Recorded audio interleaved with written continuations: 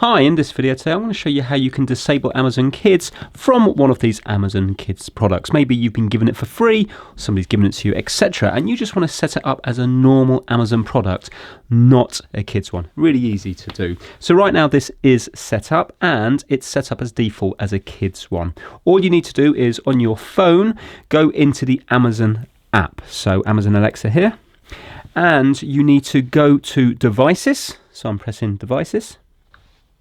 And you need to choose whatever device this is. So it is this one here. You can normally tell by the little pictures on the left hand side.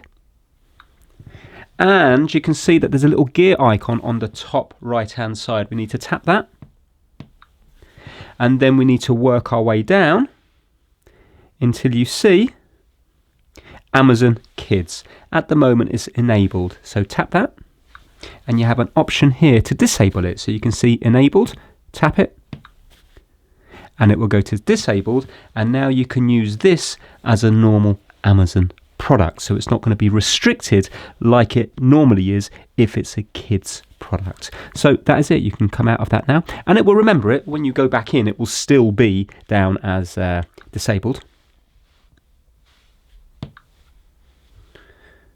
So you can see here, Amazon Kids disabled.